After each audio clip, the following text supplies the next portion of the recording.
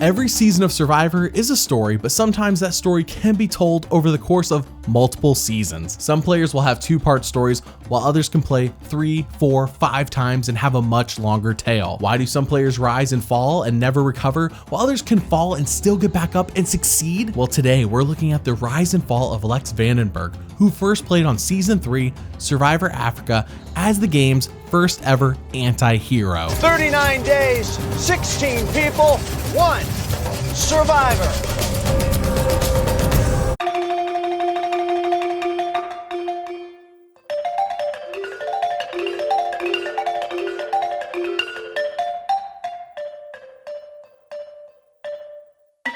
Welcome to the story of Lex Vandenberg, a castaway on Survivor Africa. Normally I divide character moments between heroic and villainous, but there needs to be an exception made here, as Lex does not fit the profile of a hero. I would dare say that any positive character moments he has falls under the definition of anti-hero, which states a central character in a story, movie, or drama who lacks conventional heroic attributes. This may not make a lot of sense right now, but bear with me as we look and see how Lex toes the line between anti-hero and villain.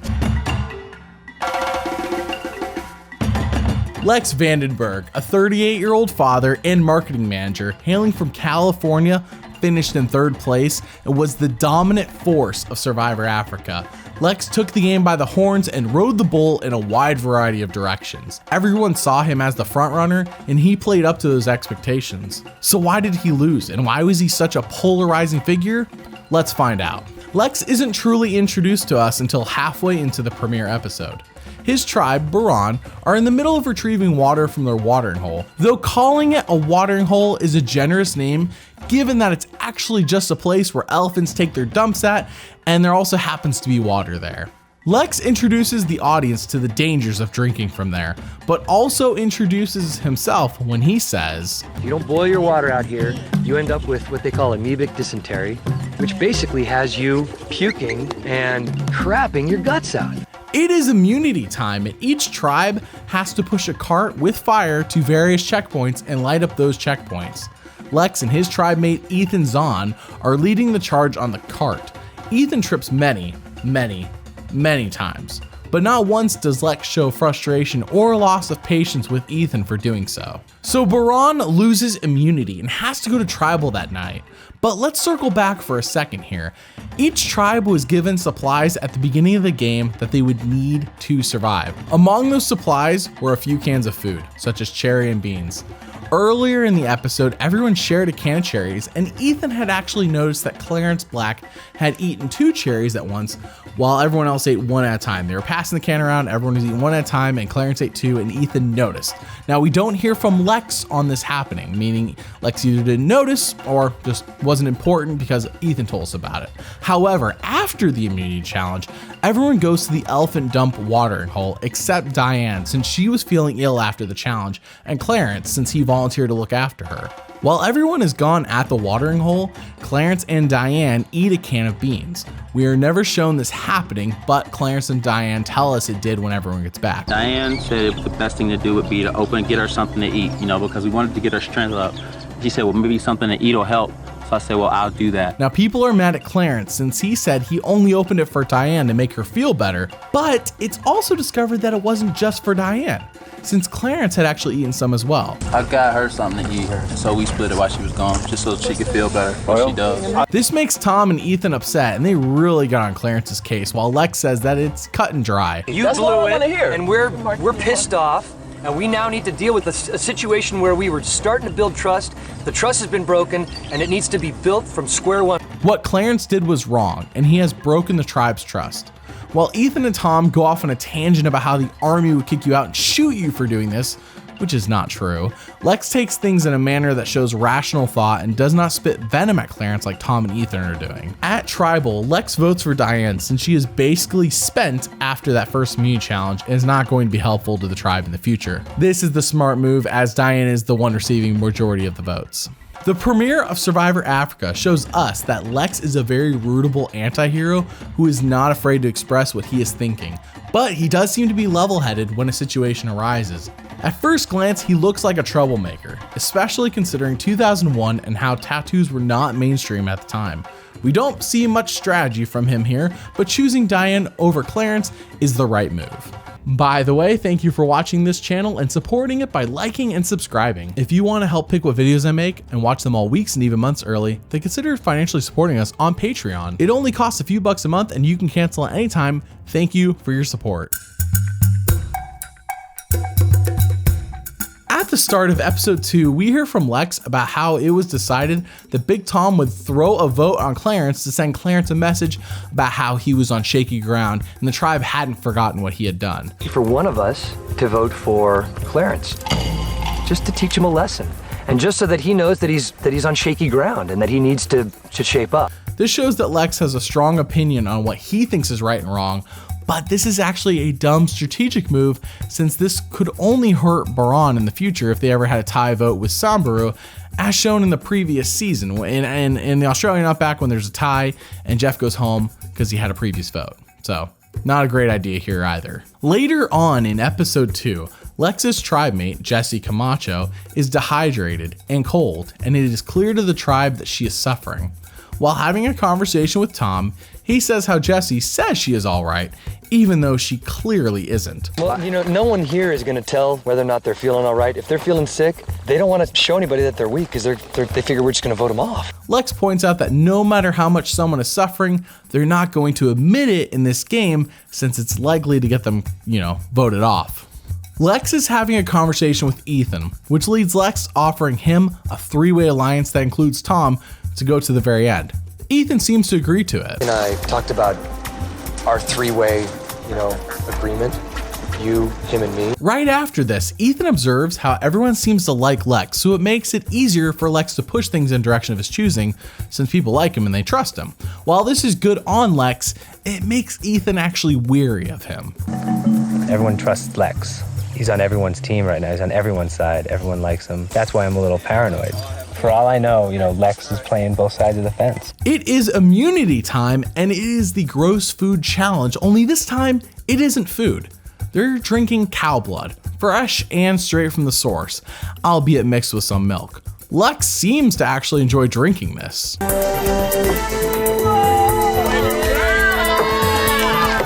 How was it? Nice! Despite this crazy performance from Lex, his tribe loses immunity and once again needs to vote someone out.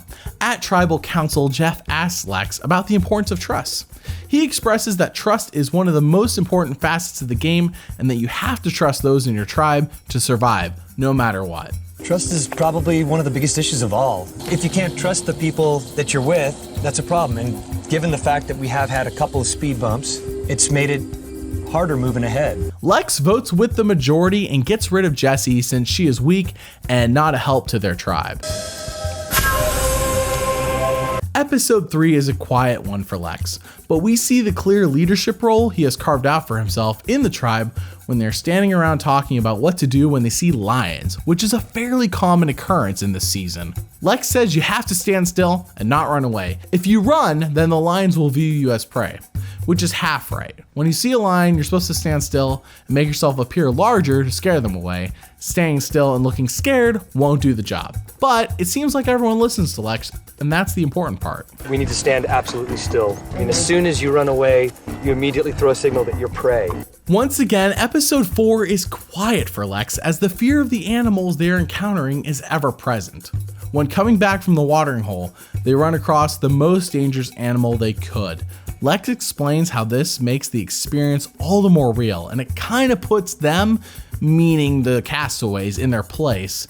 It causes them to have a respect for the land since they are not the most dangerous ones there. And we all know that that is the one animal that we need to be most careful. We're having these kind of sobering experiences that remind us every day that we need to respect the land. Time for episode 5 and the first ever twist in Survivor, the tribe swap. Berghe and Samburu each send 3 of their members for reasons unknown, and they were blindsided to find out that the reason they sent them was to be swapped to the other tribe.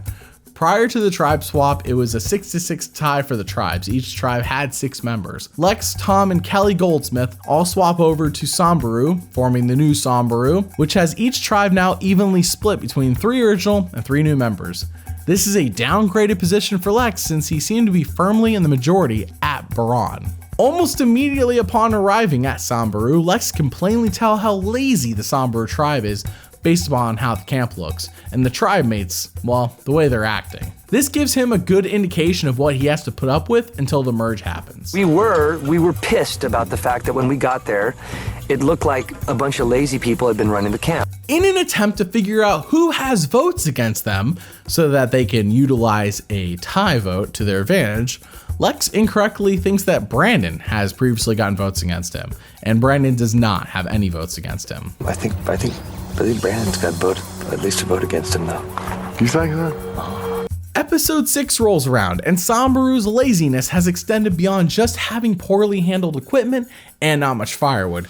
Every night there is a rotation on fire watch so that the fire doesn't go out and animals try to eat them. Lex and Tom get stuck doing an extra long shift due to the Sambaru members' laziness.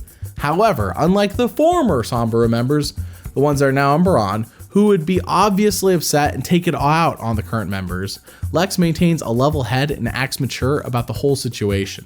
It was painfully obvious the moment we stepped foot in camp here that, we had 3 people here that they were here for a little resort vacation. The new Sambaru tribe loses immunity, but not all is lost as Lex, Tom, and Kelly find out that Lindsay Richter has previously received votes. This ends up being a correct assessment as Lindsay is voted out when she is tied with Tom, who had no previous votes. Now let's quickly circle back to episode 5. In that episode, the new Baran voted out an old Sambaru member, putting them up 6-5. But with this vote, getting rid of Lindsay, the old Baran is up 6-4 over the original Sambaru, putting Lex in a great strategic position come the merge.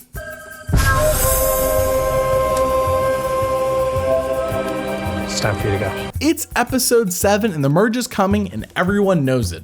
But that doesn't matter to Lex as he is working on something important, something possibly game changing. That's right, he is working on an Uber spoon. Now it's not quite the Super Bowl 2000 that Dr. Sean made in Borneo, but it's still something. You know what I'm calling it? Uber spoon. You know what Uber means? The ultimate. For the first time all season, someone says they don't really like Lex, but unfortunately this comes from Kelly, and not a Sambaru member. She says she would vote him out since she finds him annoying if there wasn't a merge incoming soon. Just watching him make spoons for Tom and kiss ass to everybody and talk in his dad voice annoys me. Am I the only one who notices he's a totally weird person? It's annoying. I would like to vote off Lex in a perfect world if I thought there was going to be no merger ever. The tribes have merged and they are working on the all-important tribe name. Lex ends up naming it, and it seems like everyone has issues with pronouncing it, or they simply don't care. This is not for or against Lex, but something humorous that he ended up causing. Majimoto means hot water. It's Moto Maja or something along those lines. I really don't care about the name. I think that's all kind of cornball anyway. I don't give a one way or the other. Didn't care. They could have named it, Theaters Anonymous. I could care less. Something like Moto Java or something like that. M-O-T-O? Moto Maji? Moto Magi? Momo Magi? I don't know. Majimoto. Moto Maji. She needed a little booze. I mean, even start breakdancing. This is nice. Okay, cut the dead arm. Teresa Cooper, or sometimes called T-Bird, of the original Sambaru wins individual immunity, and since Braun is up 6-4, they decide, hey, they can afford it, and they're going to get rid of Clarence since they think he's worth cutting. This has been coming, though, since at least episode 1 with the whole cherry and the beans incident.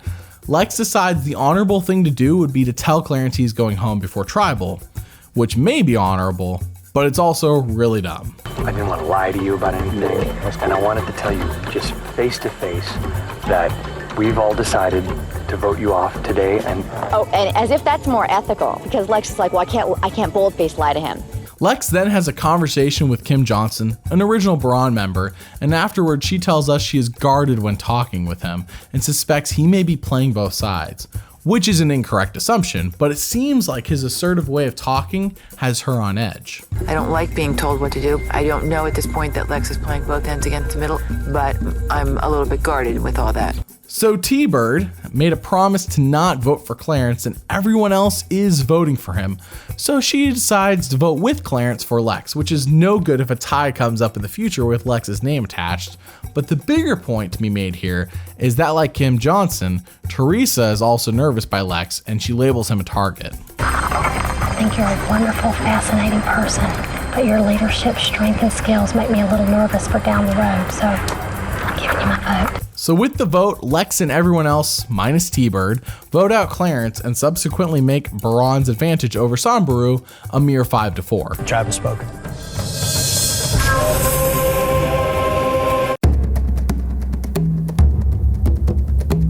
Episode 9 begins and Lex is on a warpath. He figured that Clarence would vote for him, but he thinks whoever casts the second vote is a snake. This causes him to express strong emotions about how he wants to cut their throats, and he does not keep this to himself. I will not live with a snake. Yeah. I will cut the head off of whoever it is that did this. I'm gonna slit their throats. At this point in the game, I'm worried about the fact that there's a snake amongst us, and I don't know who it is. That person could act like cancer, and that's why we need to smoke them out. Kelly tells us what she thinks about Lex's reaction to this extra rogue vote, and she says he is quite egotistical. Lex was just a total jerk. I mean, what do you expect in this game? I mean, I'm sorry. Someone voted against you, Mr. Ego. Deal with it. Brandon Quitton follows this up by saying he also thinks Lex is egotistical and wishes he had put this vote on him since it caused such a strong reaction by Lex. A little later, Lex is talking to Teresa about that rogue vote that he got, and he's trying to figure out who could have possibly been.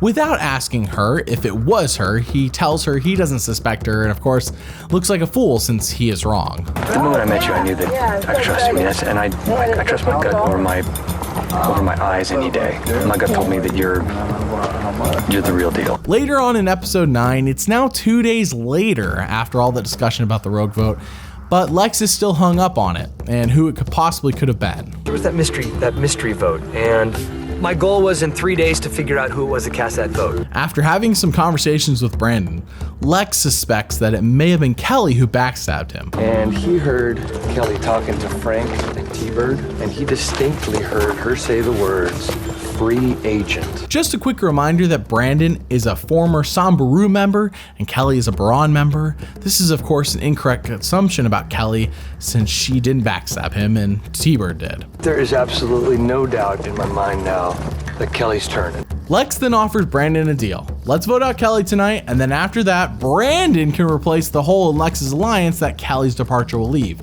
This is an easy thing for Brandon to say yes to, but it seems to be an ill thought out plan. If Kelly goes home, then the numbers are even 4-4. Sambaru could band together and vote out Lex or Tom since they both have past votes. So I talked to Brandon. I said, look, I would like you to take Kelly's spot as our 5th member. My gut tells me without doubt that I can trust him. Lex follows up the conversation with Brandon by talking to Kelly and making her feel like she's being targeted that night, even though she had no reason to think this was happening before. It is time to vote at Tribal Council, and Lex is the first one up. He votes for Kelly and really lays into her. But I smell a rat, and my gut tells me that you stabbed me in the back and you're playing both sides. And if that's the case, then good riddance. Brandon votes for Kelly as well, which means that Lex did successfully flip him. This is a dumb move that Lex has him targeting her in the first place, but it shows that Lex can swing a Sambaru member against their best interest. Want to talk about blind sides? The old Sambaru and Kelly all vote for Lex, and while Kelly does go home 5-4, Lex was a Brandon not being flipped vote from going home himself. Lex dug himself into a hole that got him 4 votes, but he dug himself out just enough to not go home. This is still a dumb move as it is now 4-4 for each tribe. The tribe has spoken. Episode 10 does not relent with the focus being squarely on Lex. He opens the episode by telling us that trust is the foundation of the game of Survivor and in life. That's his view, and it's repeating what he said in a previous episode at Tribal Council. Who do you trust and who do you believe? And that's That's kind of when you think about it in life, that's kind of the foundation that you base everything on. While talking with Ethan, Lex defends his decision to be loyal to Brandon for saving his butt. Lex aggressively says he will back those who back him. Brandon saved our skin. And if I think that both Brandon and Frank are sure bets to vote for each other, I'll go for the guy that did me a favor. Now, he is right that Brandon saved their alliance by flipping, but the reality of the situation is that they never should have targeted Kelly in the first place. But this is not discussed as a mistake.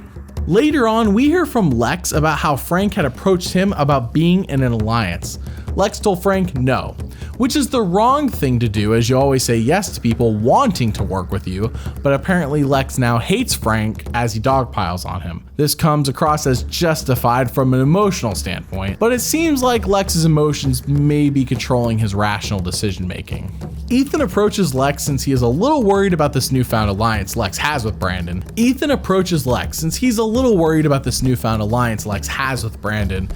Ethan asks him if his word with Brandon is more important than his word with Ethan and Tom. And Lex says yes. This is not good and seems like Lex favors a more "what have you done for me lately" approach, though Ethan and Tom have always voted with Lex, so it's not very clear why Brandon is now more valued than them. But what it does do is put Ethan on edge and worried about Lex. At the immunity challenge, Lex wins, marking his first individual win of the season, and he needed it considering the shaky ground he is currently standing on. After the win, Lex says that the longer he's in the game, the more he's locked in and desiring to stay and win. I have a lot invested, and the longer you're out here, the more you want to go all the way. I mean, it becomes less and less an option to take that long walk, out of the game. You want to stay. Right after that, Lex is talking to Tom about voting off Frank instead of Brandon, but Tom seems to be unswayed. While trying to convince Tom, Lex vilifies Frank while saying Brandon may help them again. It comes across very emotional, and Tom doesn't seem to share the sentiment with Lex. This vilification of Frank seems similar to Colby's vilification of Jerry or Keith in a previous season, except here, it doesn't seem justified. Frank is Frank, but he's not a hated villain like Jerry was perceived to be. At Tribal Council, Jeff asks Lex about how he makes decisions, and Lex goes on to say that he makes decisions based on what his gut says, and his gut doesn't lie, and it's pretty accurate. This is of course proven untrue by the Kelly boot from the previous episode. Lex votes for Frank and continues his dogpiling of him. You have been nothing but rude, grouchy, and a poor sport. And the last few days with you have been insufferable. Bottom line, you've been a real downer. As it turns out, his alliance did not agree that Frank needed to go home, and neither did Sombro, as everyone votes for Brandon, except Lex and of course Brandon. This is a lucky break for the Braun tribe, as this easily could have been a vote where Tom could have gone home on previous votes. The tribe has spoken. At the start of episode 11, it's still all about Lex, except this time, it's Ethan planting seeds about how Lex may not be as trustworthy as he appears since he abandoned his alliance in favor of Brandon. Ethan says this really pushes the boundaries and limits of their alliance. Lex's vote, I think, just pushed the limits of our alliance. It kind of redefined how tight our bonds were. Tom is talking to Ethan about Lex, and Tom says, well, he feels betrayed by Lex and that the alliance is now jeopardized because he didn't vote with Ethan and Tom. We had an alliance, me, him, and Ethan, and the alliance was that we'd vote together, and Lex jeopardized that alliance. Despite all of this drama, it's time for the Survivor auction, and Lex wins coffee and a croissant. Not a big deal really, but Ethan seems genuinely excited for Lex, and Ethan doesn't do sarcasm or really much humor, so it seems legitimate. Yeah, Lex! How is it? Smile, buddy, smile. It's good. After the auction, Lex tells us how he was noticing how people were interacting at the auction. It gave him a good indication of relationship and even strategic alliances. In the food auction, you could definitely see alliance lines and relationship lines that apply to the game itself. And within that, he noticed who all the partners were and saw that Kim Powers was all by herself. But also at that auction, Lex started to notice that Tom is a shrewd wheeler and dealer. He says he's always known that Tom was a lot smarter than he lets on.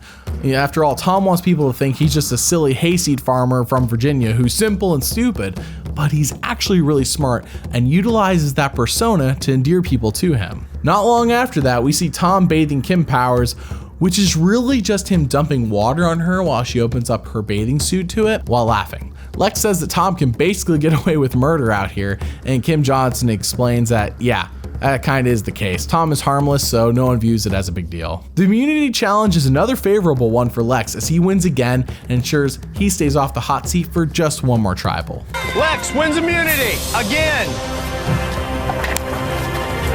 At Tribal Council, it's a clean sweep on Frank as Lex votes with the majority once again. Tribe has spoken. Any signs that a flip could have happened and Berghe is gone as they are now up 4-2. Episode 12 starts us off with a special family-centered reward challenge. All of the castaways get to see a video from their loved ones, and this immediately causes Lex to have a strong emotional reaction when he sees the tape of his 2 sons and wife. I love you so much. I love you more than ice cream. So the actual challenge is a fun one, as Jeff Probst asks a question and the castaways guess what their loved one is going to answer to that question. Jeff asks Lex what is his most embarrassing moment, and Lex tells a lighthearted story about how back in college he maybe drank a little too much one night, and then the next day he was in class, in his human sexuality class, and Back in college I used to go to a lot of happy hours, and one time I got a little too happy. And I threw up in the middle of my human sexuality class. It's also fun that his wife got this one right. So Lex ends up winning the reward, and Jeff says pick one person to go with. Lex picks Tom, and it seems like this could be an attempt to get back in Tom's good graces, but nothing is ever confirmed on camera. It's still a smart choice though. On the reward, Tom ends up getting a little drunk, and Lex has to be the responsible one and put him to bed. This is a funny scene, but also interesting to see how Lex has become the responsible one since that time he threw up in a college class. The next morning, him and Tom get to go on a hot air balloon trip, and they get really excited about seeing a lion hunt and kill a wildebeest. Look, go on here. Oh, look at that. Look at the hunt. Oh my God. Wow. Oh my God. Just holding his mouth right on top of that wildebeest there. Where there were 2 wildebeests, there's no one. At the immunity challenge, the contestants are trying to break each other's pots.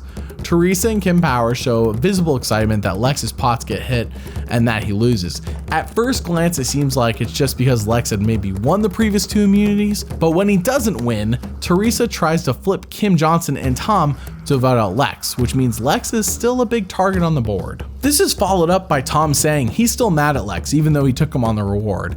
This seems to be more of a Tom thing. Tom doesn't really forgive and forget that easily, as proven by the Clarence issue and how Tom still voted for him longer than anyone else really wanted him to. However, this is still bad for Lex strategically. This flip by Teresa is unsuccessful as Kim Powers goes home and Berghe is firmly leading 4-1. Lex stayed safe without the safety of an immunity necklace, meaning his social game saved him. Kim, the tribe has spoken. Episode 13 begins in a most unusual fashion. An elephant has taken a dump right in their watering hole. Obviously not good, and you may recall Lex talking about the dangers of this in episode 1. You don't boil your water out here, you end up with what they call amoebic dysentery, which basically has you puking and crapping your guts out. And 12 episodes later, Lex's charming crassness has not changed a bit. We got an elephant disrespecting our spring. I mean, he could have picked anywhere. Might as well just put his butt right over the spring. Later on, the tribe is given letters from home, and this just reinforces Lex's love for his family. I had letters from my wife, from my 2 sons, from my mother, my father. It doesn't get any better than that. Similar to the challenge beast Colby of last season, Lex wins the car reward, and this is win number 4 for him so far. However, this is taking a toll on people, and they are really getting tired of his dominance. Ethan expresses how this makes him annoyed and jealous of Lex. He wants to root for him, but it's finding it tough as he doesn't want him to win anymore. Chevy Avalanche. It's all yours. So I was annoyed and a little pissed off and trying to be happy for Lex, but deep down inside I wasn't that happy. I just don't want him to win anymore. Today, there's a little bit of animosity towards Lex on winning that truck. So on that reward with the vehicle that Lex just won, him and Jeff Probst go to a local village with the truck and deliver medical supplies. While Lex did not have a hand in this decision being made, this was a Survivor production decision, it still casts him in a favorable light. Immediately after this, Kim approaches Ethan about possibly getting rid of Lex. For the past 2 episodes, Teresa has tried to flip Kim to no avail, but here it seems to be the fruits of her labor are finally paying off. After coming back from the reward challenge, Lex senses a weird vibe back at camp. He recognizes that there's a general sourness over the fact that he won the truck. I was gone most of the day. When I got back, the vibe was thick at camp. There was some strange stuff going down. The mojo was just funky. So after 4 wins, 2 being immunity and 2 being a reward, Lex wins his 3rd immunity challenge, and while winning it certainly is a catch-22, he needed it more than letting someone else win it. There it is! Nice shot. Not long after the challenge, Teresa knows she is going home and goes all in on one last ditch effort to save herself.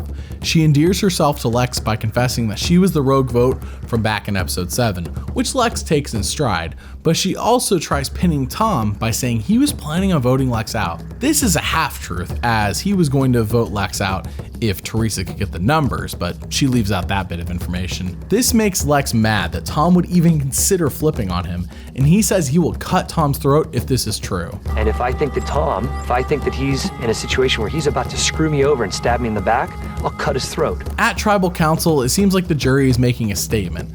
As it turns out, they are not happy with Lex calling their walk the walk of shame. Instead of apologizing for this, he instead defends himself by explaining why he calls it that. That was actually a term that was coined a long time ago and was kind of the common term that we all used around the camp anyway. Teresa is voted out, and this was the best decision Lex could make in this lose-lose scenario. Teresa, the tribe has spoken.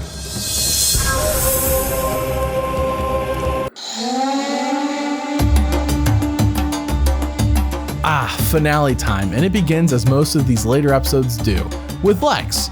He explains how Survivor is like a 39-day puzzle, and when someone gives you a little bit of information, like what Teresa did, then it makes other puzzle pieces fall into place that he had no idea what to do with before. And sometimes when one person says something to you, like what T-Bird said to me before Tribal Council, all of a sudden, some of the loose puzzle pieces, you find the spot that they fit in. Lex tells Ethan that Tom was actually planning on getting rid of him, and Kim Johnson confirms this, putting all eyes on Tom instead of Lex, like it had been for the previous 4 or 5 episodes. Later on, Lex explains how his brain is constantly thinking about if anyone's trying to burn him. Is this person trying to burn him? Is that person trying to burn him? While it is good that he's staying very aware and not just getting complacent, it should be that he's actually being very aware of what everyone is thinking in general. Like, what is their best move? What are they trying to do next? And not just the black and white of, are they just trying to burn Lex? But more now than ever, our brains are focused on, well, is there anyone trying to burn me? He then tries to clear the air with Tom, but goes about it in an aggressive manner that doesn't end up helping him at all. It was only fair and right for me to say that none of us had votes against us, and I talked to you about it before I talked to Brandon about it, and you said that was the fair thing to do. I'm not here because anybody carried me along. No one carried me here. As with the Australian Outback finale, the remaining contestants take a hike up to an overlook and reflect upon their time in Africa. Lex says that he's been touched by this experience. The final 4 immunity seems like another do or die for Lex, but he doesn't actually win it. Kim does, and as it turns out, his telling Ethan about Tom, along with Kim confirming it, seems to be what sends Tom to the jury, despite the clear target Lex has been all throughout the merge, showing that Lex's social game can save him when needed. Tom? Good idea, thank you. Tribe has spoken. Nothing much happens until after the final 3 immunity challenge. It is Ethan versus Kim versus Lex. The classic hand on a hard idol. Whoever wants it the most will win. And unfortunately for Lex, he is going into this challenge with a huge disadvantage. Basically, You don't boil your water out here, you end up with what they call amoebic dysentery, which basically has you puking and crapping your guts out. Lex had problems with his stomach all night last night. He was up like 10 times going to the bathroom. that's right. The thing he said in episode 1 is now happening to him, but he still perseveres on. Ethan drops first, and after 3 hours and 21 minutes, Lex drops as well, putting Kim in the power position to pick who she wants to sit against at the end. So all season, we've actually seen Kim be close to Ethan with Ethan protecting her. Think of Kim as an extension of the Ethan, Lex, and Tom alliance. though it never sounded like she was supposed to make it past 4th place. With that, Lex is voted out by her and subsequently misses a surefire win against Kim if he had won that last challenge or had been closer to her than Ethan had been. Lex, the tribe has spoken.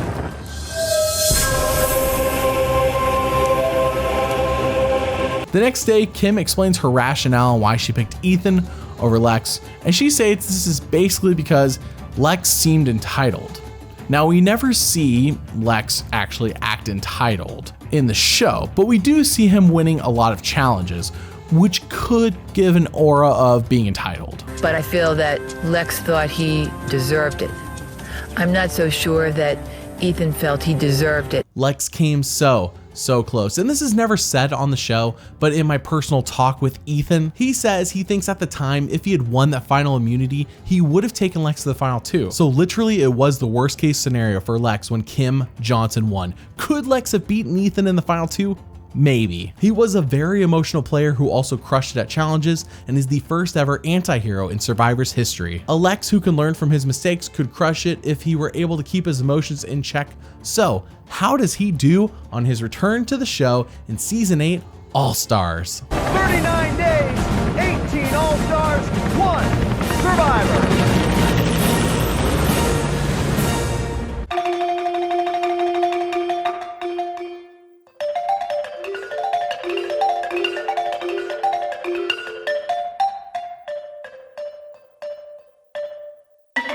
Lex Vandenberg, considered to be the original anti-hero of Survivor after his time on Survivor's 3rd season, Survivor Africa, was a castaway on Survivor's 8th season, Survivor All-Stars. There are 2 things that are important to note about Survivor All-Stars, and one is how the tribes are separated. For the first time ever, there are 3 tribes of 6. The Mogo Mogo and Saboga tribe each have 2 former winners on it, and Shapira has none. And number 2 is that Lex Vandenberg comes across as an anti-hero, just like he did in Africa, which is defined as a protagonist or notable figure who is conspicuously lacking in heroic qualities. So instead of labeling positive things as heroic like we normally do, we'll be labeling them as anti-heroic. The Mogo Mogo tribe consists of Lex Vandenberg, Jenna Maraska, Richard Hatch, Kathy Vavrick O'Brien, Colby Donaldson, and Xian Wang, which is fairly stacked on paper. Now, unlike in past seasons, there is no marooning by Jeff. The players get dropped off at their beach with a machete and a map to the water well, and that's it. Meager supplies at best. The first time we hear from Lex is encouraging, as he says that since he played last time in Africa, there hasn't been one day that has passed by that he hasn't thought about Survivor, which tells us that returning is important to him and he is serious about this game. I think I'd be lying if I said there wasn't a day that went by since being in Africa that I didn't think about Survivor and about the game and about the possibility of coming back one day. Almost immediately following that, factions form, namely the women get together, which Richard Hatch recognizes and points out. Lex says, whoa, let's chill out on all that. Let's just build the shelter. We don't need to be talking game already. Colby then says he doesn't really trust anyone right now. Let's just call a timeout. I agree. We have so much time to do that later. I don't trust any of you sons of guns. Not a damn one of you. I don't care whether you're a man or a woman. I don't trust you. Later on, we see several moments of Lex working on the camp and Richard Hatch being purposefully lazy. Unlike in Hatch's first season where he won, he is almost a caricature of himself now and is goofing off on purpose and just playing it up for the cameras. However, we find out that since Hatch won, he has been talking himself up outside of the game about how he is the king, and Lex says, big whoop. You were the king when no one knew what the game was really about yet. That was like shooting fish in a barrel. He spent the last couple 3 years since he won Survivor talking about how he is just the best this game has ever seen. While what Lex says does have a grain of truth to it and the others seem to agree with him, he comes across as very salty. He is the king. He was the king when he was playing with a bunch of sheep. That's true. That was like shooting fish in a barrel. Mogo Mogo wins immunity, so they don't go to tribal council, and any actual first impression we can get of Lex is a little hard to come up with, as the focus of this episode has really been on the 2 other tribes. All we really saw this episode from Lex was him working hard around camp, saying he has never stopped thinking about Survivor, and showing jealousy about Richard Hatch. While it is something, it seems like right now his story isn't clearly defined, and it will be curious to see if things develop down the line. We move on to episode 2, and no tribe has fire yet. Not even Saboga, who went to tribal council. Jeff denied them and said, nope, you gotta make fire on your own. And everyone's water source is a well filled with parasites, so they have to boil it, but they can't boil anything because they don't have fire. So when it finally rains, it is a godsend to these castaways, as this is fresh water falling right into their laps. Initially, the rain came and you're thinking, okay, I gotta keep dry. But after a few minutes of that, the light bulb went on, and all of us realized that fresh water was falling from the sky. However, Survivor must have been feeling bad because they had all of the tribes play out a reward challenge to win some lousy blankets. Saboga does win, and Jeff offers them a pot and flint. However, if they get a pot and flint, everyone gets a pot and flint, and Saboga agrees. Give everybody flint. Oh, we did it. So after that pointless reward challenge back at camp, everyone is wowed that Tina Weston was voted out first. And this opens up everyone else's eyes to the former winners being targets. Lex says, we all know what this means. This time, it's all business. It's cool because it sets the tone for the whole game. Tina's first out.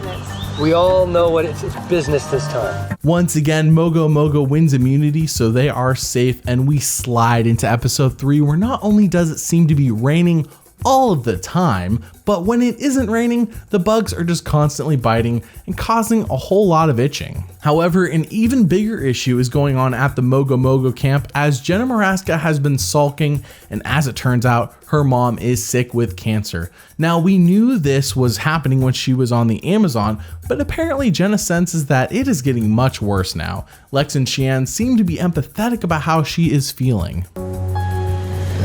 It seems to be tough for her this time around. Yeah, it's tough. Especially mentally. I don't think she's happy. Each tribe then receives tree mail from the Home Depot, and it is time for a shelter building challenge. Essentially, whoever makes the best shelter in 24 hours wins reward. Lex and Colby are leading the charge for Mogo Mogo, and they humorously describe what exactly their idea is for their shelter. Crow's nest, but as we like to refer to it, the love nest. The love nest, indeed. And when you've got Richard Hatch on your team, there's lots of love. Too much love. However, Shiann is part of the team, and she has a lot of ideas that she offers to Lex and Colby, like a coconut phone and a dumbwaiter. A coconut phone that would go from top floor to downstairs phone.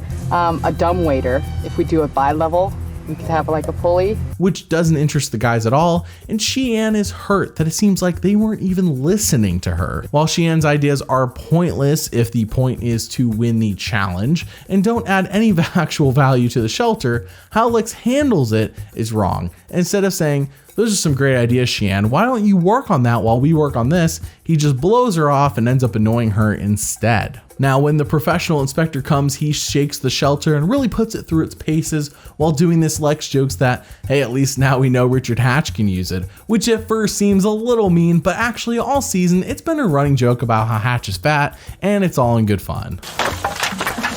Well, we know Richard Hatch can now lay on it and walk on it. They end up getting second place on the shelter building challenge, and Lex is baffled as to how anyone could have beaten them. What he doesn't know is that Shapir Shelter is so much better. We go to the immunity challenge, and Jenna Maraska throws everyone a curveball and quits. I need to pull myself out of the game and be there. She says she feels like her mother is getting worse and she can't stay in the game any longer, and as it turns out, her feelings were right, as her mother does pass away not too long after she leaves the game.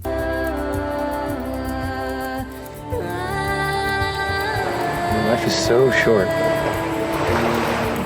You blink and you're gone.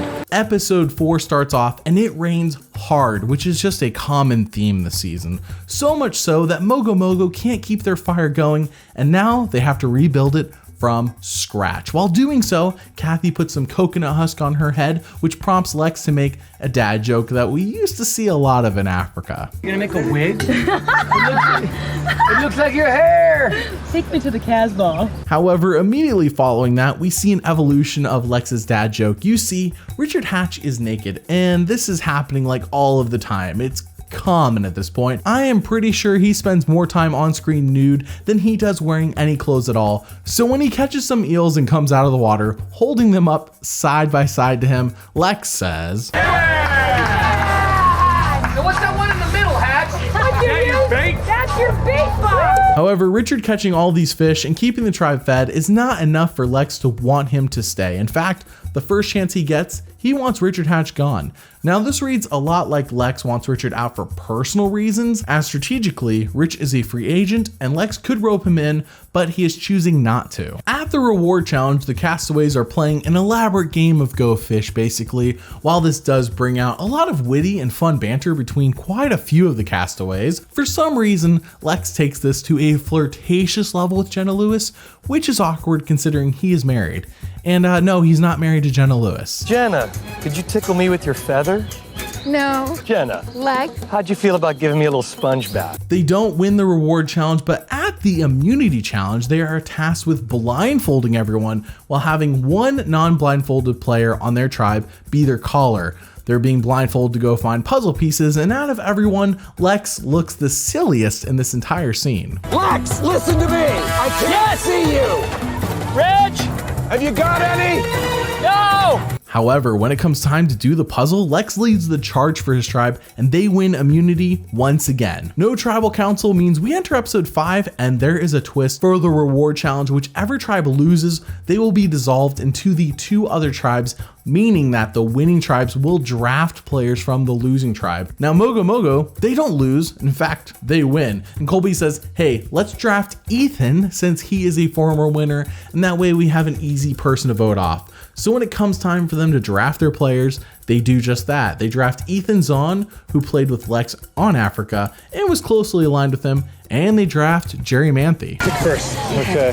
We gotta get rid of Ethan. Yeah. Bring him along, Rich. Yeah, bring him along. Bring him. Choose him, then Yep. we get rid of him. Mogo Mogo, who's your first pick? Ethan. Ethan, come on over. Mogo Mogo, make your next pick. Jerry. Come on over. Come on, Jerry.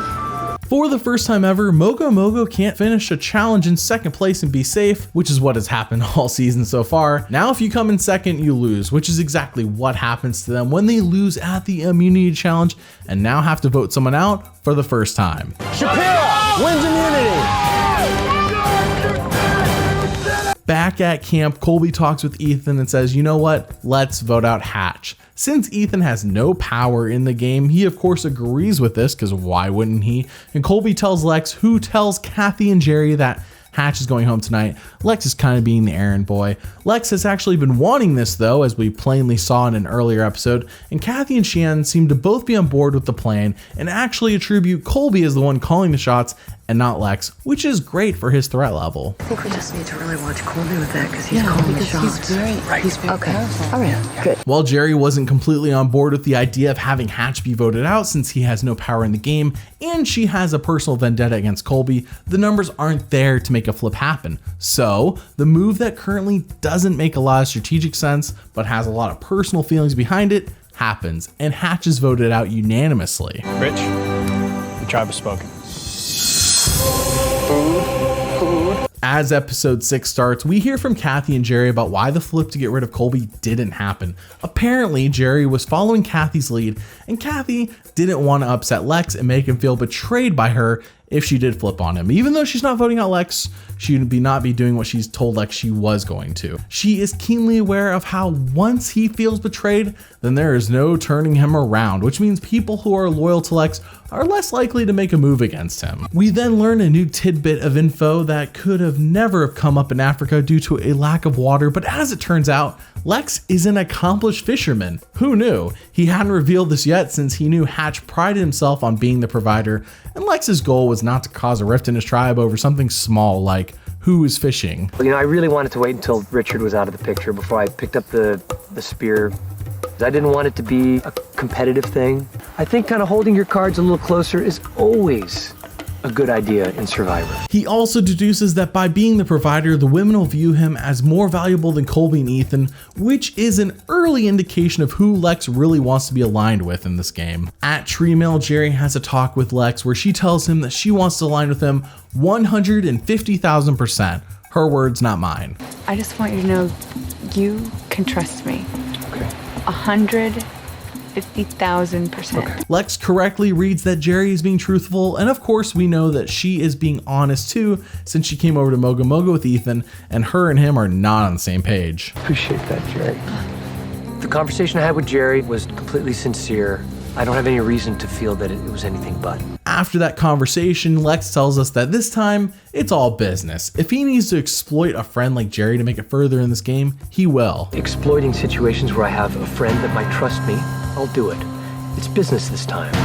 At the reward challenge, Suha quits in a dramatic fashion. Now, for all the details of this, watch the story of Richard Hatch. But to make a detailed story short, in the previous episode, Richard got naked, which is on par, and ran into Sue on purpose, which is not on par, which at first she didn't think much of, but overnight she mentally collapses and feels violated by Hatch, which causes her to quit the game. I was violated, humiliated, dehumanized, and totally spent, Jeff. It wasn't sorta, Jeff. Anyways, Mogo Mogo does end up winning the reward challenge, in part thanks to Lex, who plays Anchor and gets the winning shot. With that, Mogo Mogo wins reward! Episode 6 doesn't have anyone voted out since Sue quit, so we move on to episode 7, where we start with an immunity challenge that Mogo Mogo loses. All those second place finishes they were getting before disguise how Shapiro beats Mogo Mogo in almost every single challenge. Colby decides Jerry is going next, and once again he gets Ethan on board, and since Kathy was kidnapped by Shapiro, since Shapiro won immunity / reward and they have to pick one person to temporarily kidnap, she won't be part of this tribal, so all that is needed to vote someone out is 3 votes. They talk to Lex, who agrees, and then tells us that you don't make it far in the game of Survivor by playing it safe, which is wholly untrue through these first 8 seasons of the show. However, he does tell us that he is shifting his game from how he played in Africa, and this time he is far more willing to make the moves necessary to win it all. Change my strategy from how I played in Africa, in that I was going to come in here, and if I had to make some hard decisions and if I had to do a little lying, I was going to do it. Lex then approaches Jerry and tells her that actually Colby is going home instead, if she's cool with that, which of course she is. Now, this is a curious decision from a strategic standpoint. Obviously, Kathy is close to Lex and she is paired with Cheyenne, and Jerry has no one and has aligned herself with Lex. Colby has been tight with Lex all game, it seems like, and Ethan seems like the clear favorite to go home then. That was the plan after all when they drafted him, so it seems like maybe he is knocking out Colby in favor of Ethan, but in all actuality, it seems like he should be getting someone out like Jerry or Cheyenne, simply due to knocking out one of these bigger guys means that there will be less threats on the board when it comes down the line to the merge. However, his line of thinking is not totally unfounded, it just seems to be not the best decision. We then find out that it may be because Lex is afraid of Colby making the merge and just winning immunities until he reaches the end, which fair enough is what he did on the Australian Outback, but this is a much stronger cast for challenges, and a lot has changed since that season aired in terms of what kind of challenges they do. But that is where Lex's head is at on the matter. This is my one and only opportunity to take him out before it slips right through my fingers, so I'm jumping on it. At Tribal, the plan plays out perfectly as Lex votes for Colby and says, hey, it's all business this time. And I both know that this game has absolutely nothing to do with friendship. I had to make a hard call. It meant taking you out. Colby is then voted out 3-2. Colby, Trump has spoken. Having now voted out Hatch and Colby, 2 of the game's biggest threats, we move on to episode 8 and Ethan realizes, oh, I guess I'm not as close to Lex as I thought I was. Ethan apparently is not in the loop with Lex's all business plan and how past ties don't really matter. However, this means that Ethan feels like he can't trust Lex anymore. I thought I was pretty close to Lex. Not anymore. Not after tribal council, not after I was left out of those plans. Bond with someone and they tell you something and then they rip that bond apart by doing something totally different. That hurts. Then, not so surprisingly, Mogo Mogo loses reward and then they lose immunity. Now having to go back to tribal once more, Lex pulls a classic move out of his hat that he used to do in Africa. Because he is friends with Ethan and feels close to him, he sits him down and says, "Hey man, nothing personal, but you're going home next," which angers Ethan quite a bit. It's better for my game if we vote you out tonight, but it has nothing to do with friendship. This is business. Strictly business. Sorry. And dude, I'm sorry. I certainly can't be dragging an ex-winner along with me just because he's my friend. This isn't Africa, this is All-Star. Ethan even clearly calls out Lex and says, "This is not strictly business like you're telling me." And he's right. Eliminating another big target on the board is not the best strategic move for Lex. Lex, as much as you say you want it, this is business, it's not. However, at Tribal Council, Lex makes a good case for why no one should bring a winner to the end. If they do, their narrative is already written for them. Winner can say, "I got to the end against all odds," and would have a great case for how they outplayed everyone. When Lex goes to vote for Ethan, he makes a jab at him that does seem a bit personal. Really, really easy to win with grace and dignity, but it's much harder to lose with that same grace and dignity. Let's see how you do. Ethan is then voted out unanimously. Ethan, tribe has spoken. Have fun, play hard, don't let the bed bugs bite. Episode 9 is a recap episode and is not part of the overall narrative, so we start episode 10 with a twist. You see, everyone has been anticipating Merge for quite a while, hence the move on Colby 2 episodes ago. So when Jeff says, All right, drop your buffs. There we go. Drop them at your feet. It seems like it is time for the merge, but it isn't. They are now doing a tribe swap on day 22 when normally a merge happens around day 19. Now what is even stranger is how the tribe swap almost perfectly puts all of the old Mogo Mogo on the new Shapiro tribe and vice versa. The only player to not move to the other tribe is Amber, who is now stuck with all of the old Mogo Mogo. Amber is the only one to change tribes. They then have an immunity challenge, and Treemail indicates that it will be a quiz about the past 7 seasons. So they all decide to study up on what they know. I'm gonna ask you a series of questions pertaining to survivors 1 through 7. Somehow Lex's tribe gets the question right about where Survivor Africa took place, which is not surprising since Lex was on the season, but Big Tom, who was also on that season, gets the question wrong and is on the other tribe, which is baffling, but good for Lex. Shapiro says Kenya, that's right. Mogo Mogo says Nairobi, that's wrong. Shapiro scores. Lex's tribe does lose the immunity challenge, and as everyone is leaving, Boston Rob says a quick word to Lex, which shows that out of everyone on that tribe, this is who Boston Rob trusts the most. If you can. Today, after the challenge was over, I grabbed Lex. I said, if you can save Amber, I'll remember it, and I'll help you later on in the game. Now let's remember how all that was said here in this conversation was, you take care of her, I'll take care of you, and that's it. This will be important later on. Back at camp, Lex is in a pickle. Should he save Amber and make Boston Rob happy? I mean, Boston Rob did say, I'll take care of you later. Or be selfish and save Jerry, who has pledged her allegiance to him. The only thing about this that just reeks is that it's absolutely horrible for Jerry. Kathy tells Lex she thinks Boston Rob will hold a grudge if they don't save Amber. Lex thinks he can exploit the favor to his advantage. But I do think that I can exploit the favor to our advantage. Now this thought process is very risky. Jerry is the target, but Jerry has no one else in the game on either tribe. Like Richard Hatch, she was a free agent until she became loyal to Lex.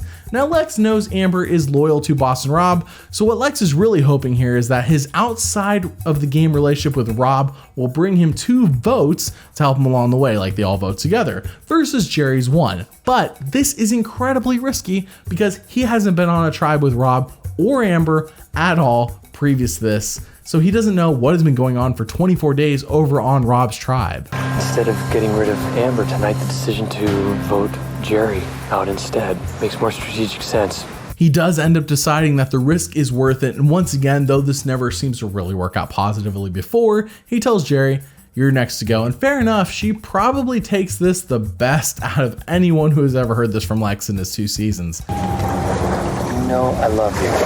And you know I have to be straight with you. Oh no. explain to me why. However, she warns him that this move is dumb because Boston Rob is love struck, and Boston Rob will say pretty much anything he needs to in order to save Amber, and he will turn around and stab Lex in the back. He will say anything. He's got the hots for her. He will stab you in the back the second he gets the chance. Jerry even repledges her loyalty to Lex, but he is still dead set on this idea, and it all comes to fruition when Jerry is voted out unanimously.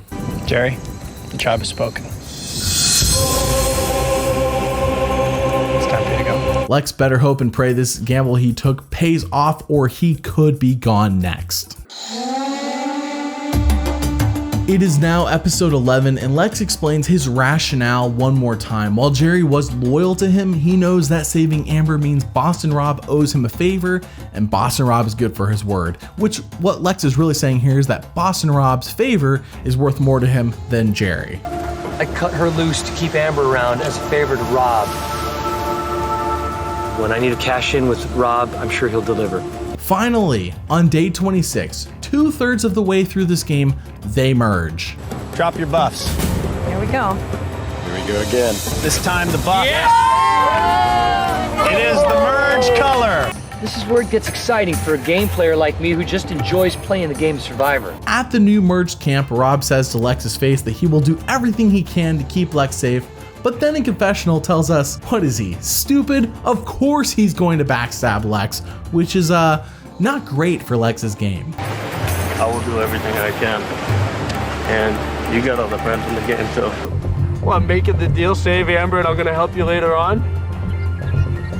You guys didn't really believe that, did you? Rob even tells Amber that Lex is going out next, which Amber is not a big fan of, but Rob says, hey, don't worry about it.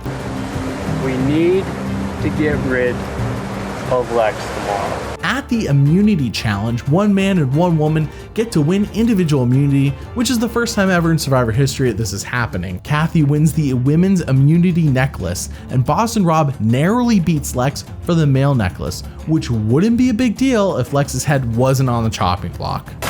He's got it! Boston Rob comes from behind!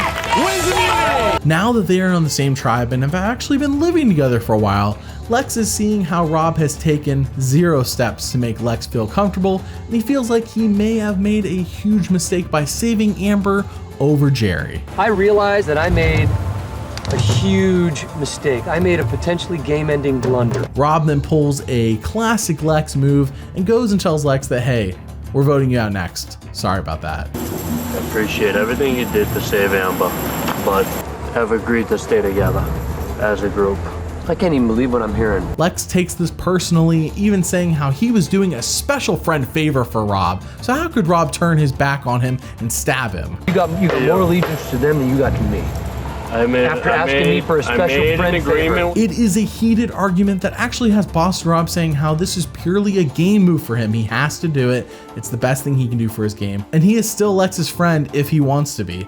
Lex is deeply hurt along with Kathy, which is ironic for Lex given how he wants to play the way Boston Rob is playing right now. He said all season how this time it's all business, but he has failed a few times along the way at keeping his emotions out of it, and this right here is the biggest proof of all. Either way, it's a bad look for Lex, and it makes Jerry's warning very prophetic. And you want to put our friendship on the line, I'll put our friendship on the line over this. The word I gave you was that if I can take care of you, I will. I'm sorry, I cannot. In the aftermath of the conversation, Kathy even says she is willing to give up her immunity necklace to Lex at Tribal so he can stay and fight and she can go home. This game is no longer any fun for her. I don't want to stay here. Stop giving me money. Sweetie pie, come here. You know what, honey? At Tribal Council, everyone seems to be in a sour mood, which is not at all helped by the constant rain that has been happening all season and even right now. At Tribal, Rob looks like he feels bad and says he still wants to be friends after the game, but Lex doesn't reply. I just want everybody to know that if I'm your friend, I'm your friend. When Jeff asks if anyone wants to give up immunity, Kathy says no, really putting the final nail in Lex's coffin, and his reaction says it all. Kathy, you keeping yours? Thought about it, I'm keeping it. Okay. Kathy cannot be Lex is then voted out 7-2 with only Kathy voting with him. Lex, tribe has spoken. I feel as if Lex didn't learn a single thing from the first time he played. In fact, I think he regressed. Of course, he royally screwed up by letting Jerry Manthe go over Amber. 2020 hindsight tells us that, but all season he was burning people left and right. Just take a look at the conversation he has with Ethan and juxtapose it with the conversation he has with Boston Rob. And of course, it's ironic that Lex doesn't see the irony in these two conversations happening in his game. I really like Lex, but there is no question he did not play a better game at All-Stars, and it was very disappointing. So what do you think about Lex Vandenberg? Should he be asked to play for a third time? I think so. Comment below, let me know your thoughts. Thank you for watching, and doubly thanks for liking and subscribing. See you all next time.